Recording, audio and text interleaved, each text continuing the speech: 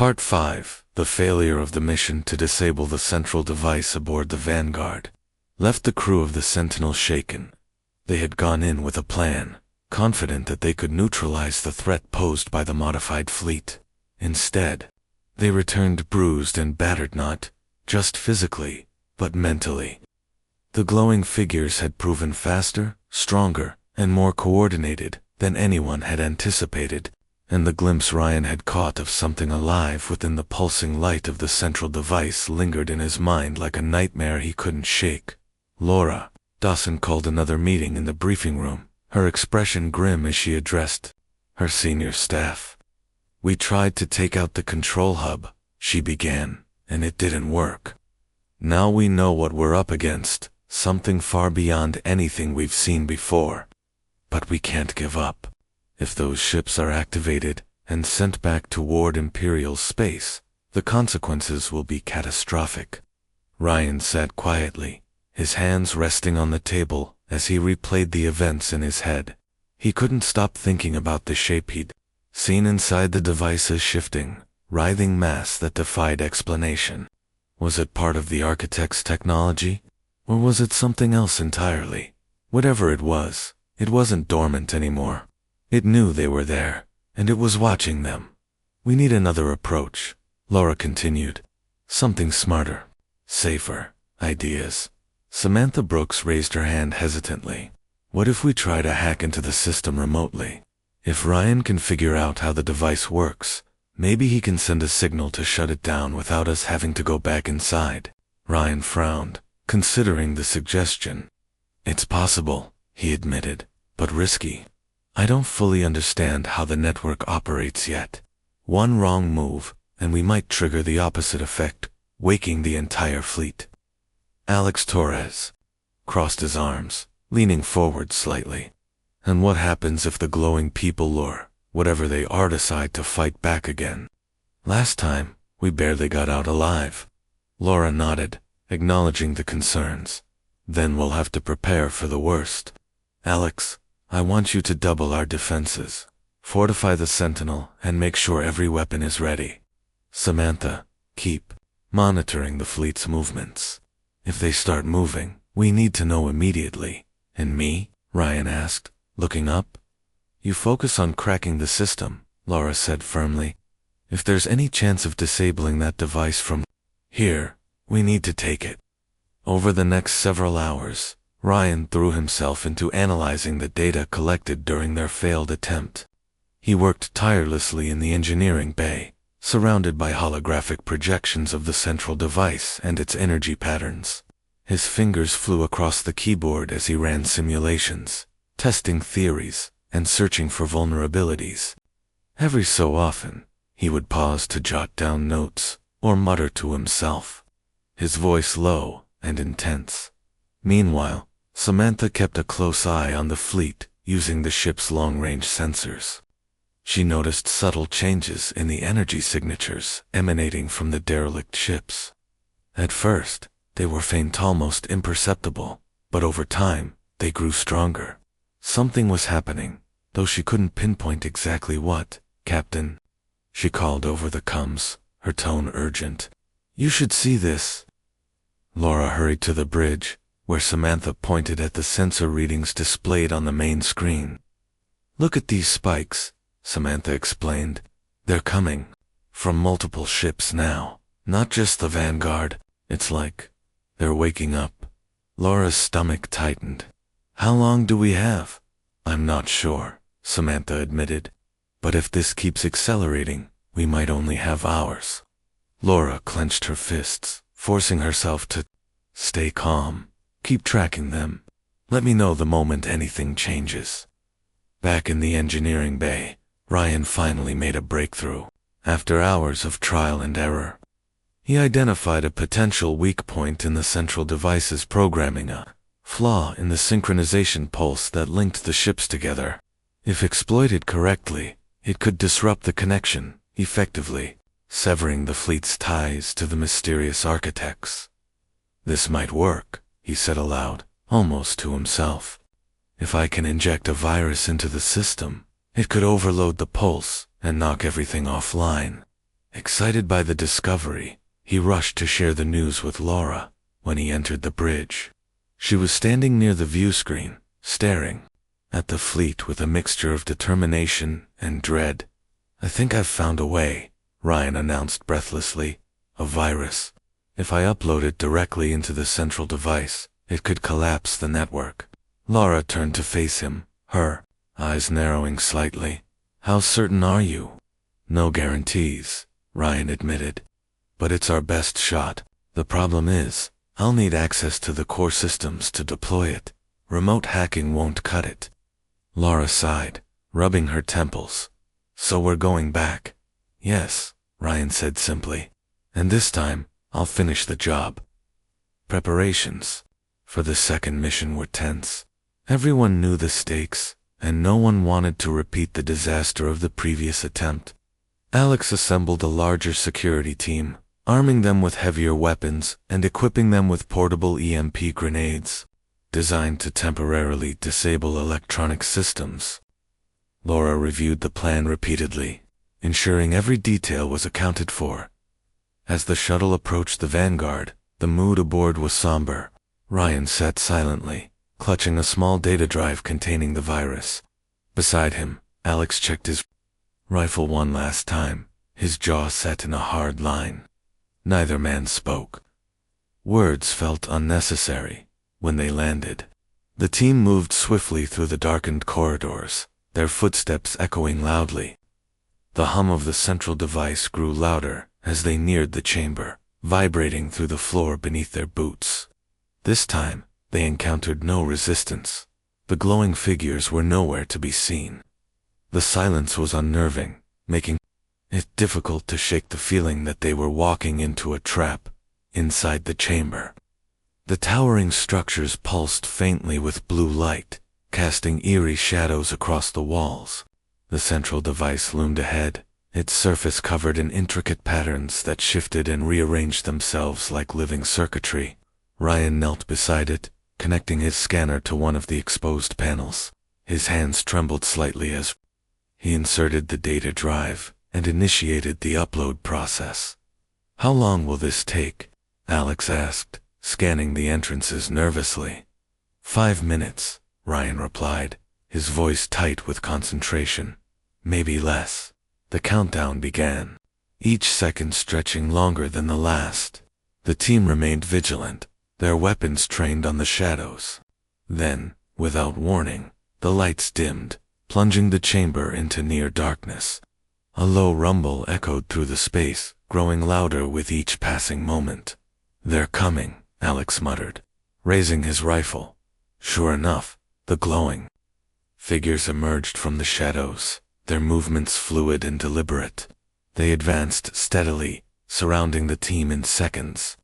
Alex fired a burst of energy at one of them, causing it to stagger momentarily before recovering. More shots followed, filling the chamber with flashes of light and deafening blasts. 3 minutes, Ryan shouted, his voice strained. "Hold them off." The security officers formed a defensive perimeter, firing relentlessly at the encroaching figures. Despite their efforts, the attackers pressed forward, their glowing eyes fixed on the intruders. Sparks flew as bullets ricocheted off the walls, and the air crackled with energy. Suddenly, the central device flared brightly, emitting a pulse of blue light that illuminated the entire chamber.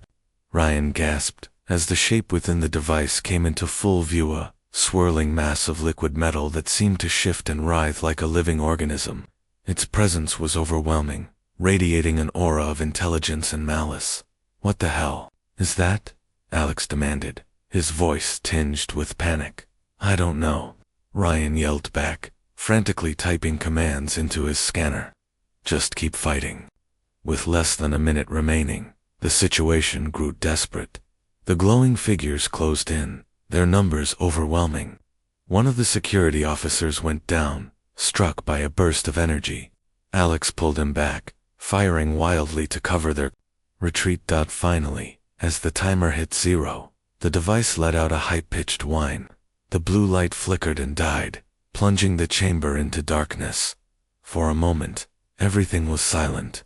Then, with a deafening crash, the central device exploded, sending shards of metal flying in every direction.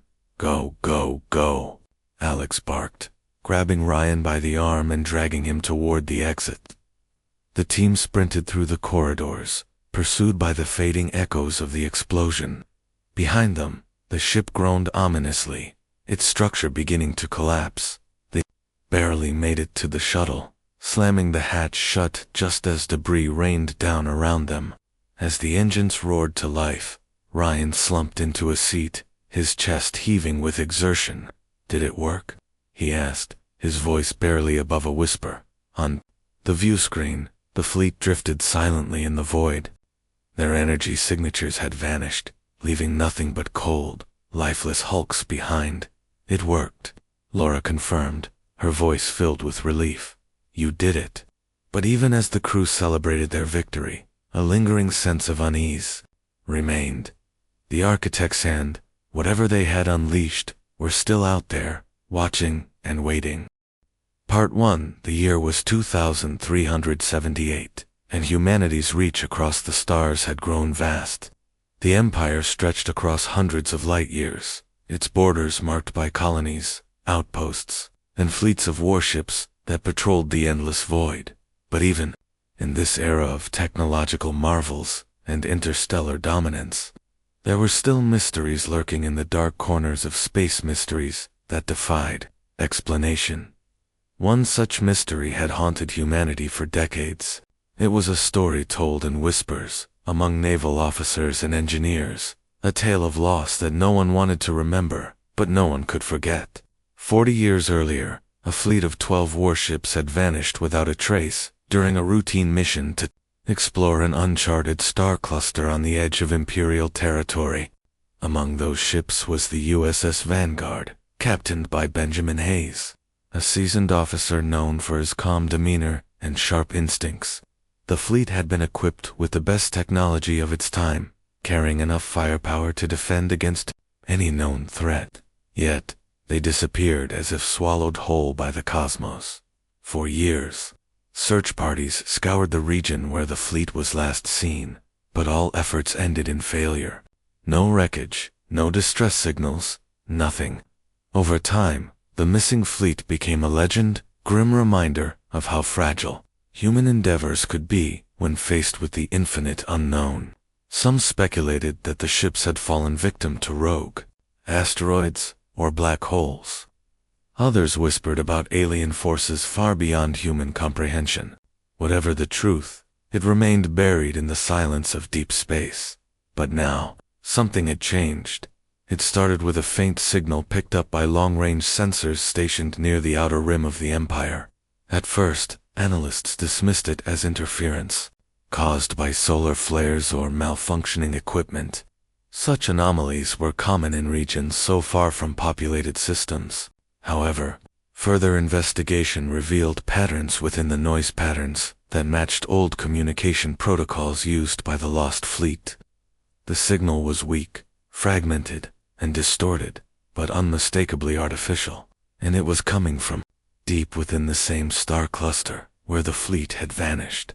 News of the discovery spread quickly through the ranks of the Imperial Navy. Commanders debated whether to send another expedition into what many considered cursed territory. After all, previous attempts to uncover the fate of the fleet had yielded nothing but frustration and fear. Still, ignoring the signal felt like surrender, and the Empire prided itself on never backing down from a challenge. In the end, the decision fell to Admiral Catherine Ross, a nonsense leader who believed in facing problems head-on, rather than hiding from them. Admiral Ross chose Captain Laura Dawson to lead the mission. Laura was relatively young for her rank, having earned command of the USS Sentinel only 3 years prior. Her reputation, however, was impeccable. She had proven herself in countless skirmishes along the Empire's borders, earning respect, not just for her tactical skills, but also for her ability to inspire loyalty among her crew. More importantly, she had experience dealing with the unpredictable nature of deep space missions, which made her an ideal candidate for this perilous assignment. When Laura received the orders, She felt a mix of emotions: excitement at the prospect of solving one of humanity's greatest mysteries, tempered by a gnawing sense of unease. She knew the risks involved. Deep space was unforgiving, and whatever fate had befallen the lost fleet might still be waiting out there. But duty called, and she couldn't ignore it. As preparations began, Laura assembled a team she trusted implicitly. First was Lieutenant Ryan Carter, the ship's chief engineer. Ryan was brilliant, though his reclusive nature often made him seem aloof. He spent most of his time buried in schematics and diagnostics, rarely socializing with the rest of the crew. Despite his quirks, he was indispensable, capable of fixing anything from propulsion systems to life support modules under the most extreme conditions. Then there was Ensign Samantha Brooks, the youngest member of the bridge crew. Samantha had joined the Navy straight out of the academy, eager to prove herself in the field. Her enthusiasm sometimes bordered on recklessness, but her sharp mind and quick reflexes made her an excellent navigator. Laura saw potential in her and hoped this mission would help her grow into the leader she was destined to become. Other key members included Chief Medical Officer Dr. Emily Parker, whose steady hands and compassionate heart had saved countless lives, and Security Chief Alex Torres, a former Marine whose imposing presence alone was enough to deter troublemakers. Together, they formed a tight-knit unit, each bringing their unique strengths to the table. The Sentinel itself was a state-of-the-art cruiser, designed for both exploration and combat. Its sleek hull gleamed under the artificial lights of the dockyard as final checks were carried out before departure. Equipped with advanced sensors, powerful shields, and an arsenal of weapons, the ship represented the pinnacle of human engineering. Yet, despite its capabilities, everyone aboard understood that they were heading into the unknown. No amount of preparation could guarantee their safety. On the day of launch, the atmosphere was tense, yet electric. Families gathered to bid farewell to their loved ones, while reporters hovered nearby, eager to capture every detail of the historic mission. Laura stood on the observation deck, watching as the crowd thinned and the countdown began. She took a moment to reflect on the weight of her responsibility, not just to her crew, but to the entire empire. If the lost fleet had indeed returned, it could mean untold dangers or opportunities for humanity. Finally, the engines roared to life, and the Sentinel lifted off, leaving the dockyard behind. As the ship accelerated toward the edge of Imperial space, Laura turned her attention to the task ahead. The signal was their only clue, a faint beacon calling out from the darkness. Whether it led to salvation or destruction remained to be seen. For now, all they could do was follow it, hoping to find answers, and perhaps redemption, for the sins of the past. Hours turned into days as the Sentinel traveled deeper into uncharted territory. The crew settled into a routine, balancing shifts between work and rest. Conversations around the mess hall revolved around theories about the lost fleet. Some speculated that the ships had encountered hostile aliens and been destroyed. Others imagined scenarios involving technology gone wrong. Laura listened quietly, letting her crew voice their fears and hopes. She knew that morale would be crucial as they ventured further from familiar ground. Meanwhile, strange phenomena began to disrupt the ship's systems. Minor malfunctions plagued the navigation array, forcing Samantha to recalibrate constantly. Power fluctuations caused lights to flicker intermittently, and random bursts of static interfered with communications. At first, these issues seemed like typical glitches associated with traveling through unexplored space. But as they grew more frequent, Ryan started to suspect something more sinister.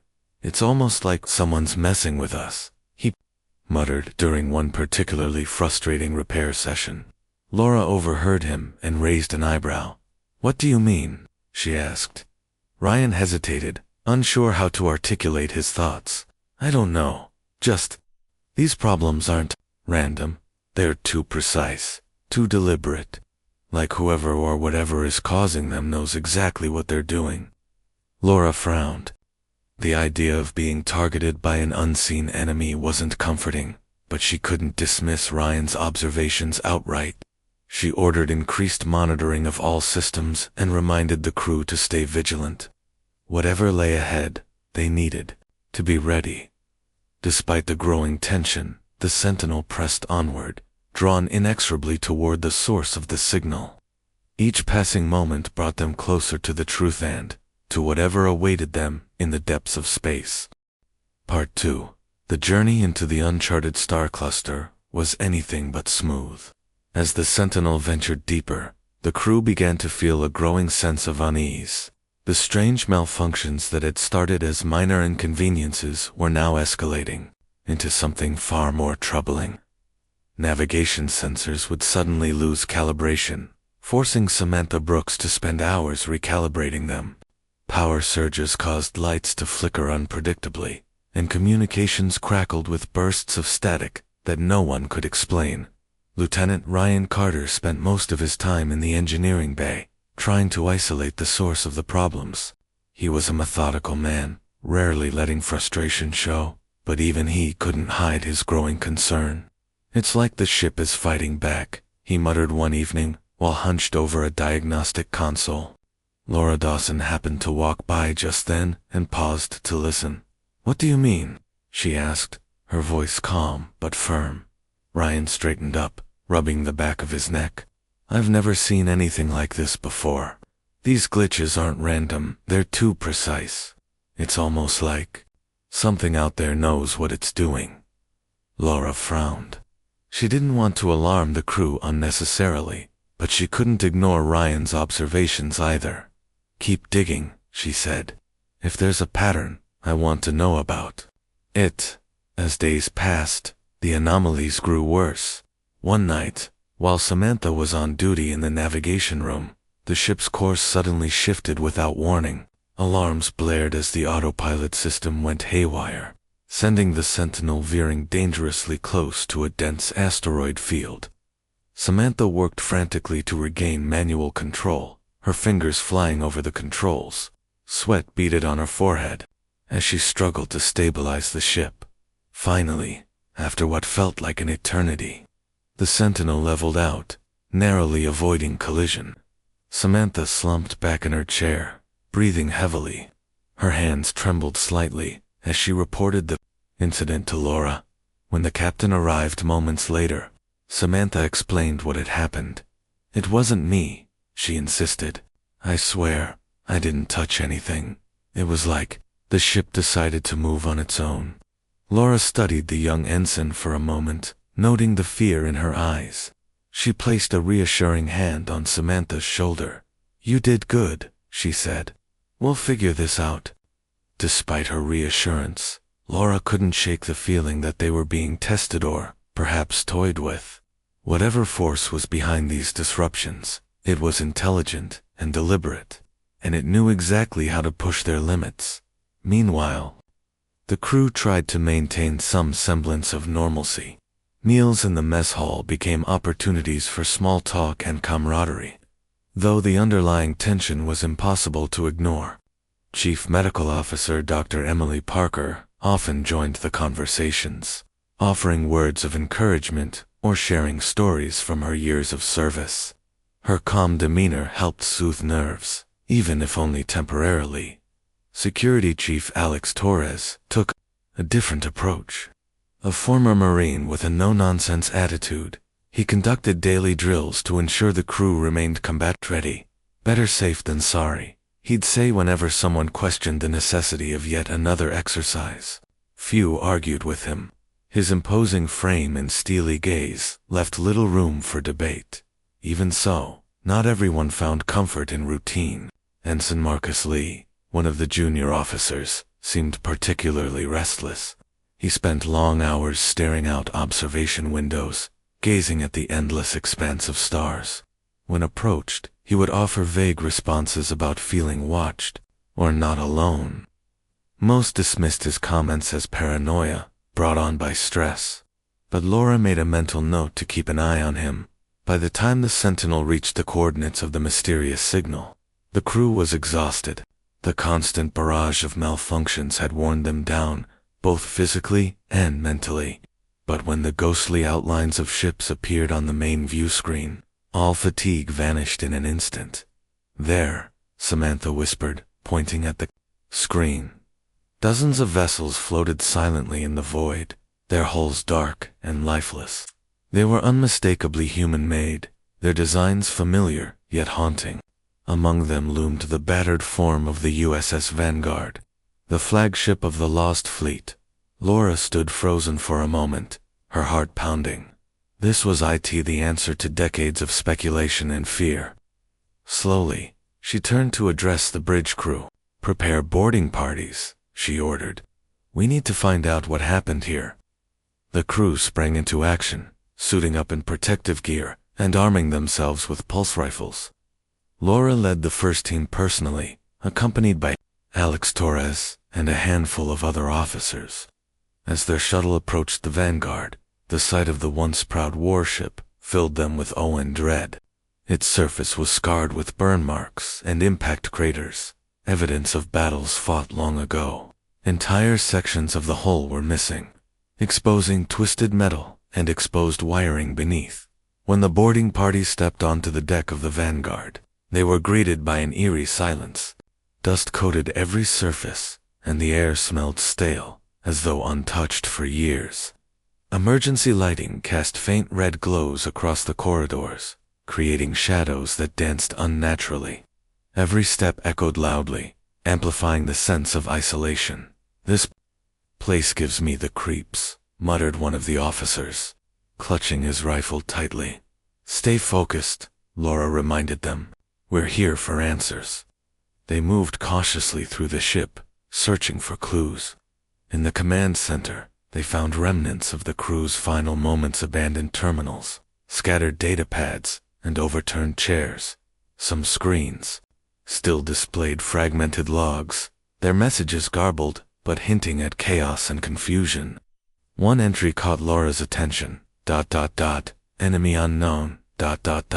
They single quotes, re-inside, can, single quotes, to fight them, She frowned, replaying the message in her mind.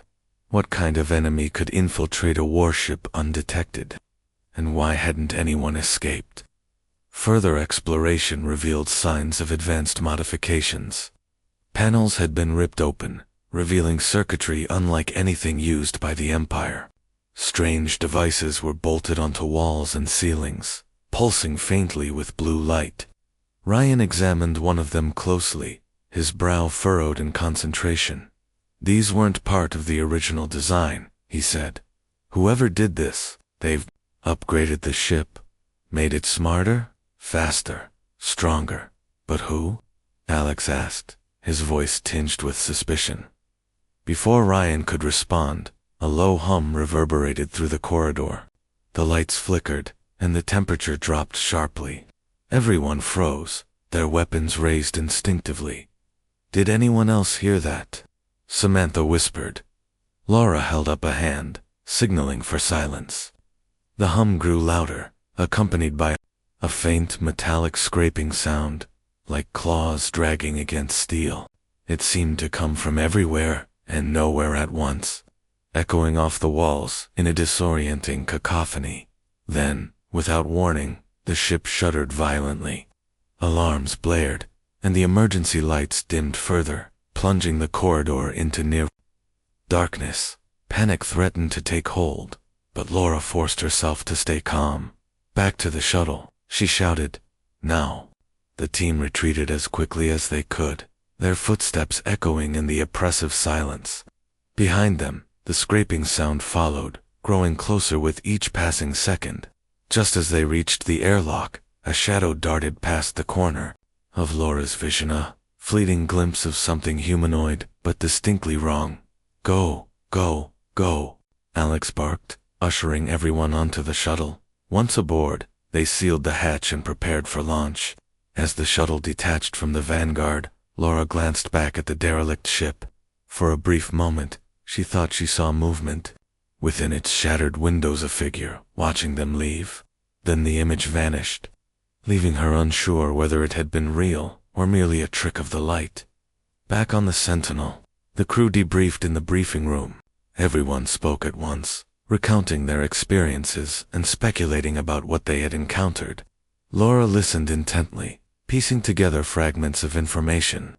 One thing was clear: the lost fleet had been transformed into something far beyond human understanding.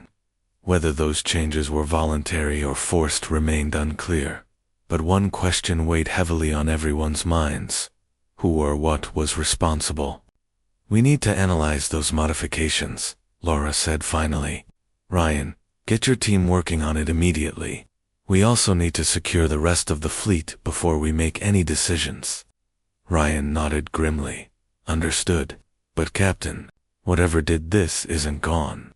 I think it's still out there, watching us." Laura met his gaze, her expression resolute. "Then we'll have to be ready for it." The crew dispersed, each member determined to uncover the truth. Yet, as they returned to their tasks, an unsettling realization settled over them. They weren't alone in this desolate corner of space. Something ancient and incomprehensible lurked in the shadows, waiting patiently for its next move. Part 3. The discovery of the modified warships sent a ripple of unease through the crew of the Sentinel. What they had initially thought was a straightforward rescue mission had quickly spiraled into something far more complex and dangerous. The strange devices bolted onto the hulls of the derelict ships, the advanced modifications to their systems, and the eerie sense of being watched all pointed to one conclusion: humanity's lost fleet had not simply vanished, had been taken, altered, and left behind for reasons no one could yet understand. Lieutenant Ryan Carter spent hours poring over scans and data collected during the boarding operation. His workstation in the engineering bay was cluttered with schematics, holographic projections, and handwritten notes. He barely noticed when Ensign Samantha Brooks entered, carrying a tray of food. "You've been at this for 12 hours, she said, setting the tray down beside him. "You need to eat." Ryan glanced up briefly, but didn't stop typing. "I'm close to something," he muttered. "These modifications, they're unlike anything I've ever seen.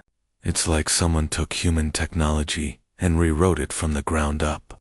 Samantha frowned, leaning closer to examine one of the holograms hovering above his desk. The image showed a section of a ship's power core, its original design, overlaid with new components that pulsed faintly with an unnatural blue glow. "What do you think they're for?" she asked. "I don't know yet," Ryan admitted. "But whatever they are, they're making the ships smarter, faster, stronger. They're almost alive." The word hung in the air between them, heavy, with implication. If the ships were truly alive or, at least partially so, then the implications were staggering. Such advancements could revolutionize human technology, but they also carried immense risks. A machine intelligent enough to think for itself might not always act in humanity's best interests. Laura Dawson arrived moments later, her expression grim. She had spent the past few hours reviewing reports from the rest of the boarding teams, none of which offered any comforting answers.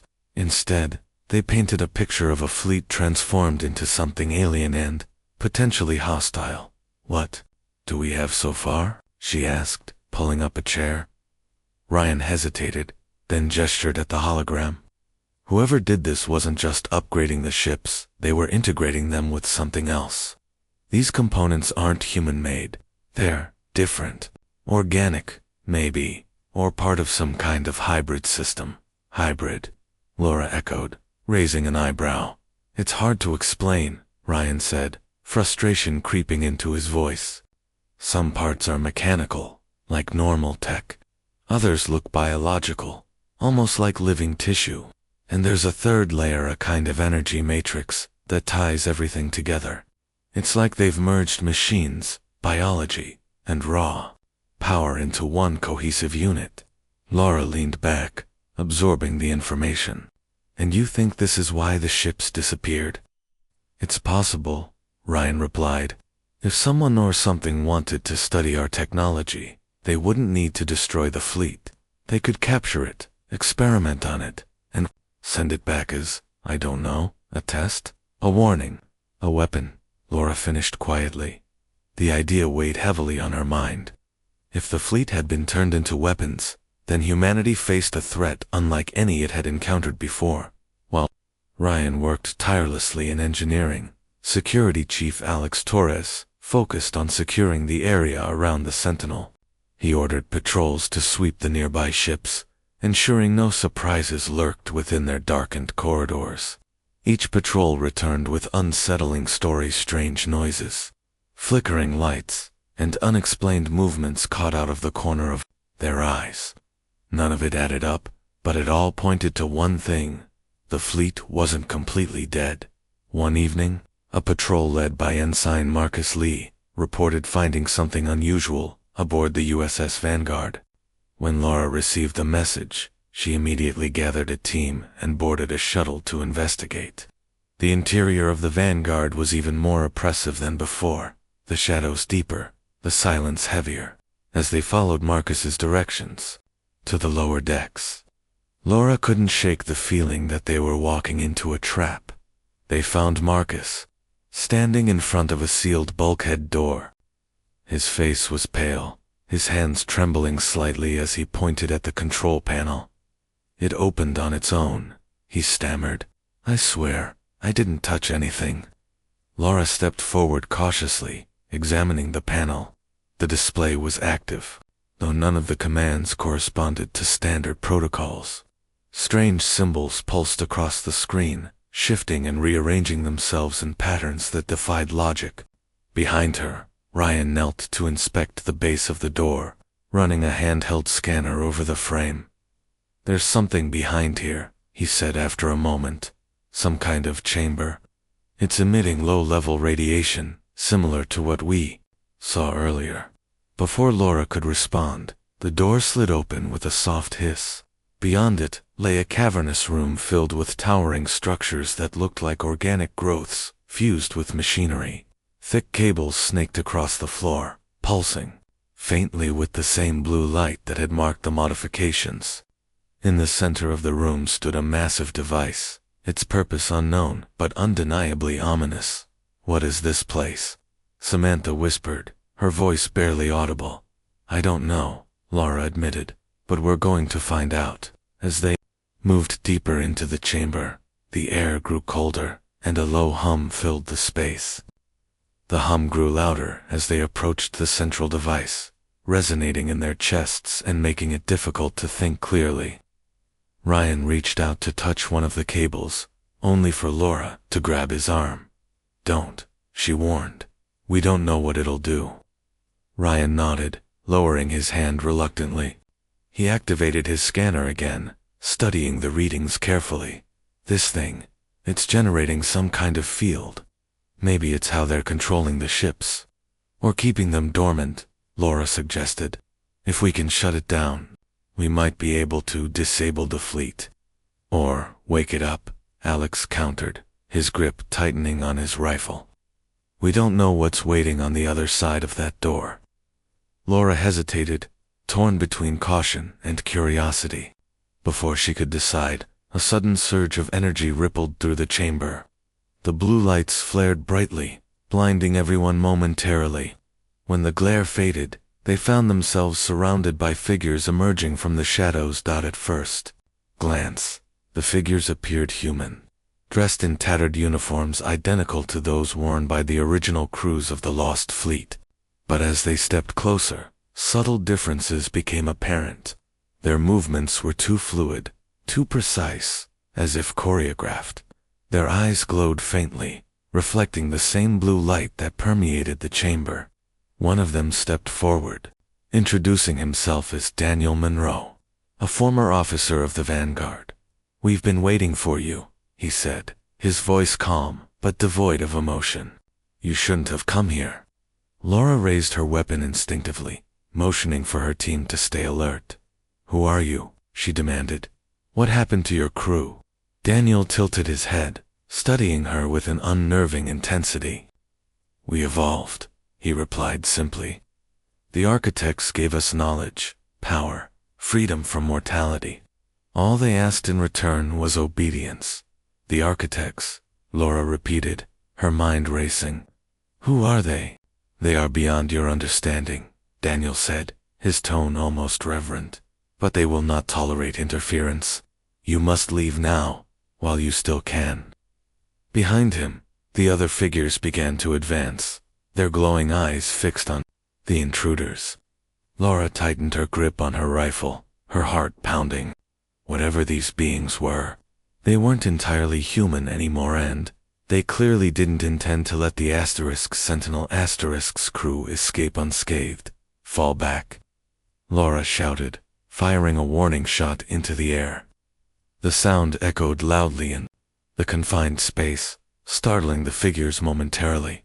Taking advantage of the distraction, the team retreated toward the exit, dodging bursts of energy that crackled past them like lightning. Once outside, they sprinted back to their shuttle, the hum of the chamber growing louder behind them. As the shuttle lifted off, Laura glanced back at the Vanguard, her thoughts swirling with questions. Who or what were the architects, and what role did the lost fleet play in their plans? For now, answers would have to wait. The priority was survival and figuring out how to neutralize the threat before it reached Imperial space. Part 4. The shuttle, carrying Laura Dawson and her team, raced back toward the Sentinel, its engines roaring as they pushed to escape the ominous presence aboard the Vanguard. Behind them, the massive warship loomed like a sleeping beast, stirred awake by their intrusion. The glowing figures led by Daniel Monroe had not pursued them beyond the airlock, but the encounter left an indelible mark on everyone. Their calm yet unsettling demeanor, their unnatural movements, and their cryptic warnings about the architects weighed heavily on the crew's minds. As the shuttle docked with the Sentinel, Laura wasted no time calling an emergency meeting. In the briefing room, she needed answers, fast. The entire senior staff gathered around the table, their faces etched with exhaustion and unease.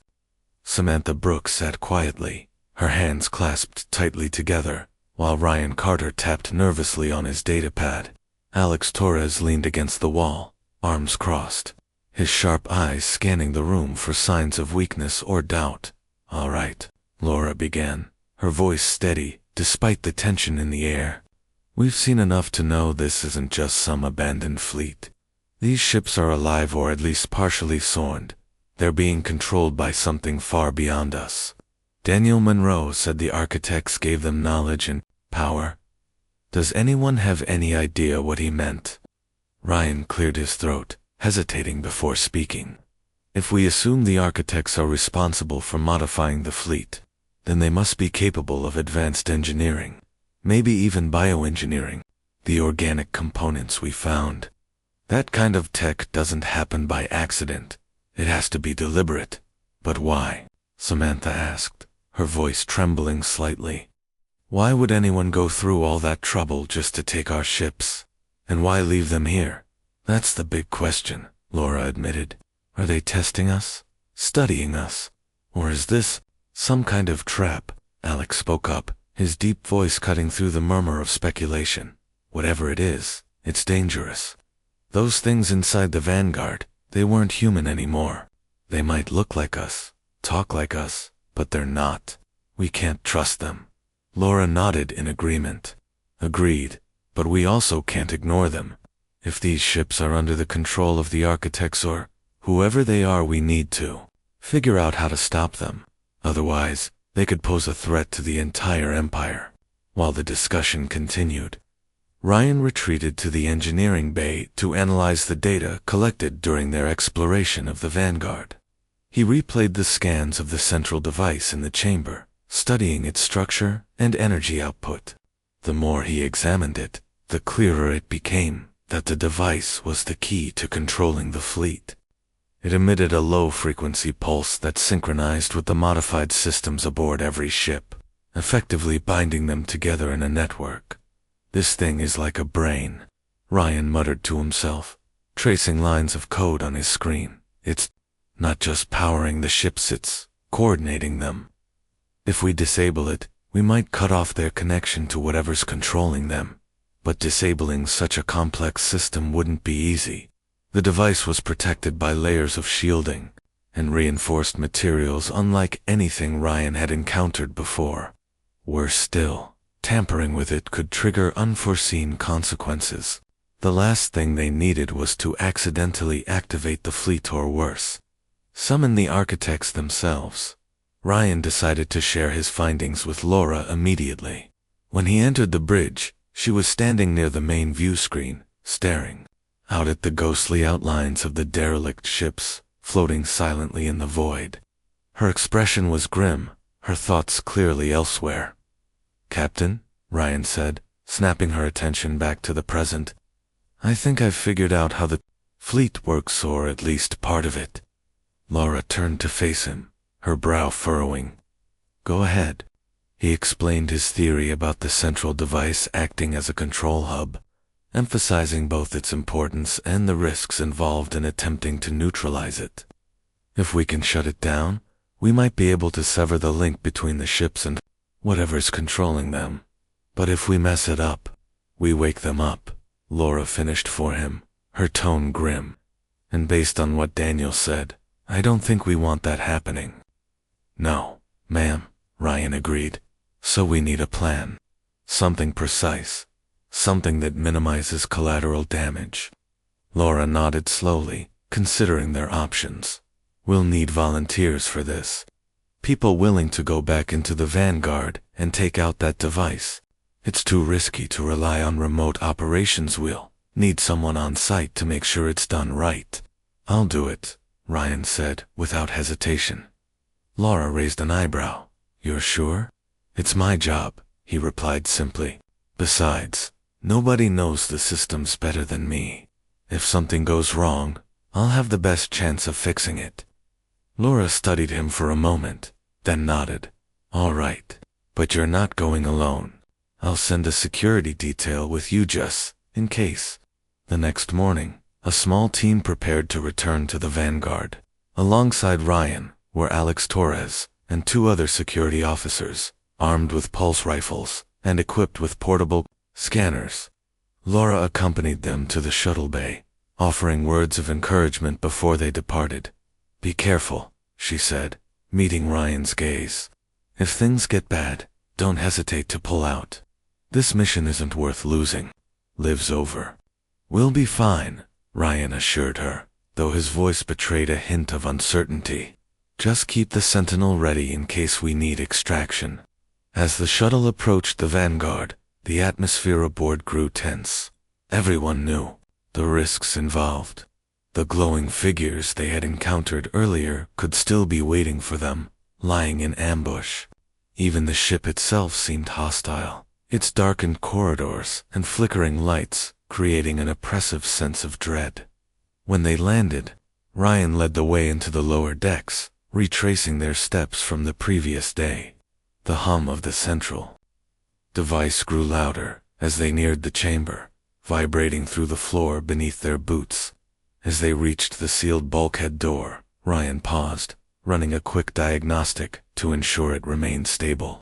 Satisfied, he signaled for the team to proceed inside the chamber. The towering structures pulsed faintly with blue light, casting eerie shadows across the walls.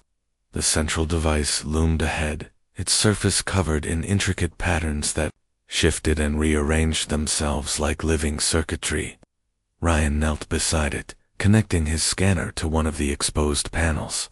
The readings confirmed his suspicions. The device was indeed the source of the synchronization pulse.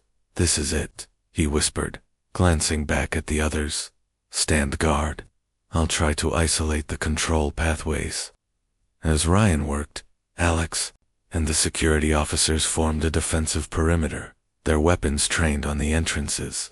Minutes ticked by in tense silence, broken only by the soft hum of the device and the occasional scrape of movement outside the chamber.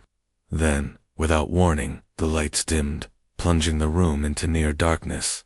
"What's happening?" Alex demanded, his voice tight with alarm. "I don't know," Ryan snapped, frantically typing commands into his scanner. Something's interfering with the system. Before he could react further, the chamber erupted into chaos. Figures emerged from the shadows, their glowing eyes fixed on the intruders. They moved with unnatural speed, surrounding the team in seconds. Ryan cursed under his breath, abandoning his work to grab a weapon. The security officers opened fire, their shots illuminating the chamber in brief flashes of light. "We need to fall back," Alex shouted, firing a burst of energy at one of the advancing figures. "Now," Ryan hesitated, torn between retreat and completing his task. Another surge of energy rippled through the chamber, causing the device to flare brightly.